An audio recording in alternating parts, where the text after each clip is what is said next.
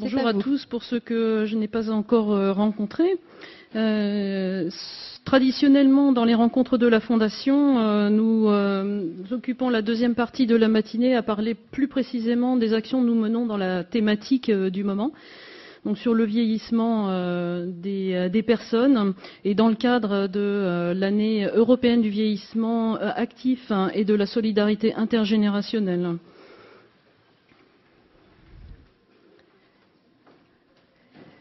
Alors, depuis le début de la Fondation, nous nous sommes appliqués à monter des opérations de terrain, par nous-mêmes et certaines autres qui sont financées par la Fondation sous le biais des appels à projets. On en reparlera un peu plus tard. Depuis notre création, nous nous sommes intéressés à des publics divers. Christophe Bonduel en a parlé un peu tout à l'heure. Il y a eu une opération qui s'est appelée les Robins des potagers à destination des enfants, comme le nom le laisse supposer. Il s'agissait d'emmener des enfants dans des potagers, cueillir des légumes et ensuite les cuisiner. Donc vous avez une très nette fierté des enfants à manger après ce qu'ils ont produit eux-mêmes. Une opération qui s'est appelée Légumes 2000, qui était plutôt à destination des étudiants et des jeunes adultes. On est allé faire des tours dans des restaurants universitaires et c'est extrêmement instructif sur le plan de la présentation des légumes.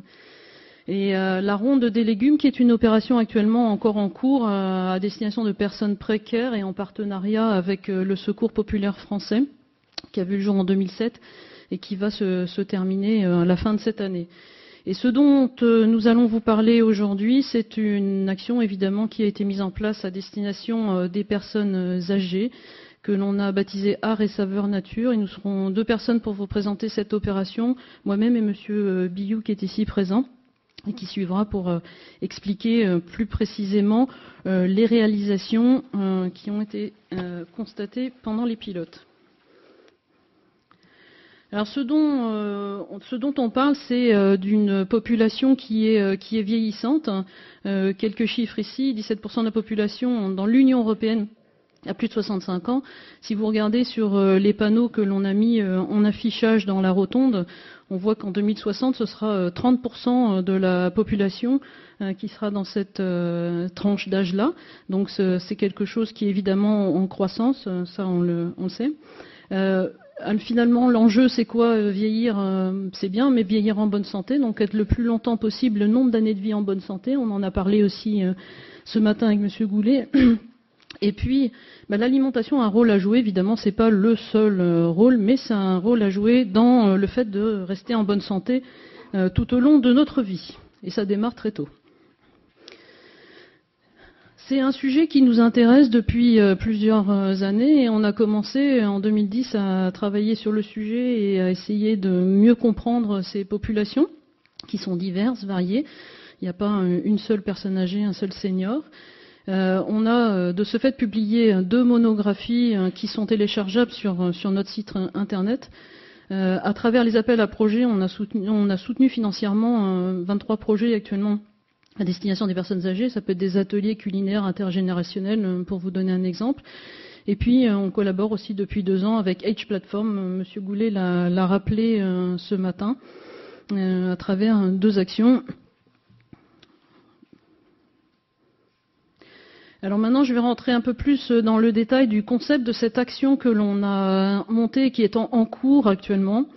Donc, c'est une action que l'on veut d'envergure nationale qui va se passer à l'échelle de la France, qui peut être déclinable dans d'autres pays éventuellement, mais actuellement on est sur ce périmètre-là.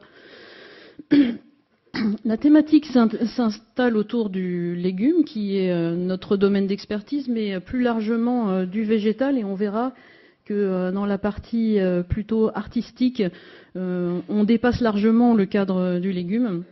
Et puis ce qui nous intéresse, on a beaucoup parlé des aspects nutritionnels, mais aussi des aspects de plaisir, d'envie de manger au niveau des personnes âgées. Et là, il s'agit de personnes âgées en institution. On a vu à quel point cela pouvait avoir une importance. Alors, comme je vous l'ai rappelé tout à l'heure, pour les personnes précaires, on avait travaillé avec le Secours populaire français. Là, on s'est rapproché de la Fédération nationale des maisons d'accueil rurales pour personnes âgées, autrement dit MARPA, dans la suite de la présentation. et qui, eux, sont des spécialistes de l'hébergement et des personnes âgées, alors que nous, on est plus des spécialistes de l'alimentation. Ça permet de mettre nos compétences en commun. Ce sont des petites unités de vie avec de l'autonomie. Ce ne sont pas des gens qui sont en très grande dépendance, ce sont plutôt des gens qui sont autonomes avec des appartements, une possibilité de cuisine et de restauration commune. Donc, M. Billou détaillera un petit peu plus le principe des MARPA. Voilà. Et on s'est vite rapproché par rapport à un objectif commun qui était l'importance du plaisir et de la convivialité autour de l'alimentation, qui nous semble un élément majeur pour atteindre après d'autres objectifs d'ordre nutritionnel, mais qui ne sont peut-être pas une clé d'entrée. Les acteurs du projet, bien les MARPA, comme on l'a dit, la Fondation Louis Bonduel, et puis quelques personnes également qui ont des compétences spécifiques. Brigitte Cicchini qui s'occupe de développer des outils pédagogiques et qui nous aide dans ce cadre-là pour monter des outils qui soient bien en corrélation avec la population. Julie Copé qui est chef cuisinier et qui est très à même de faire des animations dans ce genre de structure. Et Marc Pouillet qui est un artiste de jardin spécialisé dans l'art nature. Et je vous invite à aller voir son site internet également. Vous trouverez facilement en tapant son nom, vous allez voir, c'est assez exceptionnel ce qu'on peut faire avec la nature en art.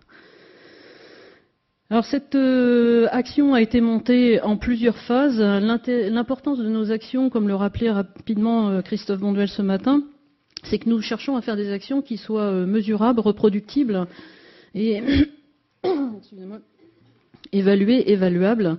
Il ne s'agit pas simplement d'avoir une simple animation. On veut savoir si ça a un impact, si ça apporte quelque chose au niveau du type de consommation, du plaisir de consommer, de l'envie de consommer, plus particulièrement la partie végétale et les légumes. Alors comment on a construit cette opération ? On a commencé par réfléchir ensemble avec les MARPA, à la fois la Fédération nationale et des responsables de structures, donc qui sont en contact quotidien avec les personnes qu'elles hébergent, sur les besoins qu'on pouvait voir émerger dans ce domaine de l'alimentation. Et puis pour aller plus loin, ça c'était très conceptuel, on est allé voir des personnes âgées dans le cadre des MARPA et on a fait quelques enquêtes qualitatives sur le sujet de manière à essayer d'entendre ce que les personnes avaient à nous dire sur leur alimentation. Donc il y a quelques verbatims sympas que vous verrez tout à l'heure aussi dans la présentation suivante sur ce que les gens nous ont dit et on retrouve certaines choses du type de ce que vous nous avez raconté sur le grand-père qui n'a plus d'odorat mais qui aime tellement manger. Ensuite, avant de se lancer un bille en tête, on a décidé de mettre en place des ateliers pilotes, ce qui nous permet de valider un petit peu nos a priori, de voir si ce que l'on fait ça convient ou pas, et puis d'ajuster. Et on a fait ça dans trois maisons, 3 MARPA, et vous voyez qu'on s'est intéressé même au niveau des pilotes à prendre en compte le régionalisme, puisqu'il y en a une qui était en Vendée, une dans le Pas-de-Calais et une autre en Haute-Garonne. Ça nous a permis déjà de percevoir ce qu'on avait déjà entendu, mais là on l'a vécu, de percevoir les différences d'appréciation et d'envie de consommer des personnes. Alors on persiste dans nos phases. Une fois que cette phase pilote est évaluée, on construit des kits d'animation avec des référentiels qui peuvent ensuite être diffusés dans la phase suivante aux 162 MARPA qui existent actuellement en France, sachant que ils s'en construisent 10 ou 15 par an, donc c'est en pleine expansion. Et de manière à ce que les professionnels qui sont dans ces maisons, ces centres d'hébergement, puissent à leur tour s'approprier cette action et la décliner, la mettre en place. Bon, pour vous donner une idée, en Haute-Garonne, la personne qui s'occupe de cette MARPA a déjà envie de le recommencer, de le reproduire, tellement ça a été efficace, une animation qui a plu aux gens, ils ont envie de refaire ce genre d'animation. Parce que c'est comme le Scrabble, c'est infini, on peut continuer autant qu'on veut, on change les produits. Bon.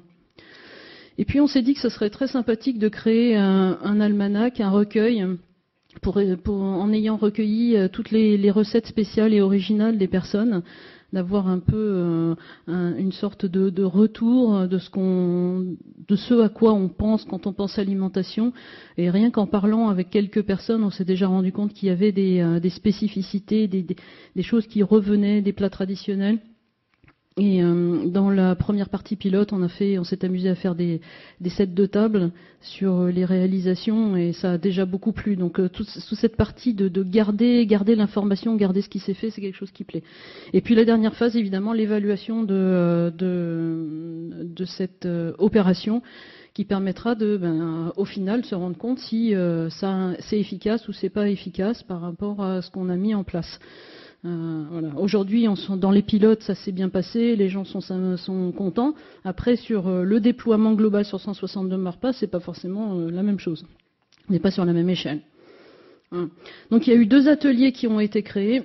Un atelier sur l'art nature, où il s'agit, vous pouvez apercevoir sur la photo, qu'il s'agit d'associer des végétaux, des légumes dans le cadre d'une œuvre éphémère, mais il en reviendra tout à l'heure plus en détail.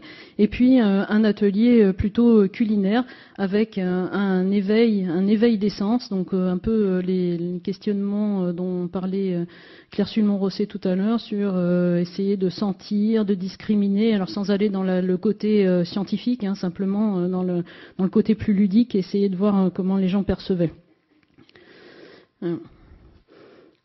Donc, quelques petites photos de ce qui s'est réalisé. Alors ces ateliers-là, l'intérêt c'est que ça a permis d'aider les gens aussi à se valoriser, à revenir dans un certain type d'action et de développer les liens. On a travaillé sur de l'expression artistique ou culinaire et surtout ça ne nécessitait pas de savoir-faire préalable, donc il n'y a pas d'isolement, il n'y a pas d'exclusion de personnes par rapport à certains types de savoir qu'on pourrait avoir dans certains types d'actions. Pas de difficultés physiques non plus, il y avait des gens qui étaient légèrement handicapés qui ont pu participer, aidés par d'autres ou aidés par les animateurs, ça ne nécessitait pas de compétences physiques particulières. Voilà, les résultats sont immédiats. En ce qui concerne les œuvres éphémères, on les voit tout de suite. En ce qui concernait les ateliers culinaires, il s'agissait au final de créer des petits plats qui pouvaient cuire immédiatement et que l'on avait tout de suite dans l'heure, on va dire. Voilà. Et puis, au final, pour l'instant, ça s'est fait uniquement avec des personnes âgées, mais il y a une très forte envie, Monsieur Billou, n'est-ce pas, de faire ça en intergénérationnel, c'est-à-dire d'essayer d'associer les écoles des villes.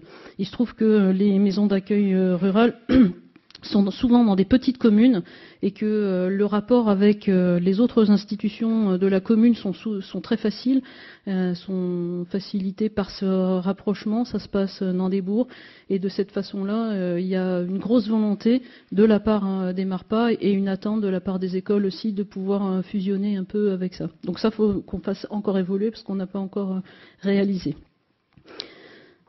Voilà, donc ça c'est ce que je voulais vous dire pour vous expliquer un peu le concept et la manière dont on bâtit les actions au niveau de la Fondation Louis Bonduelle.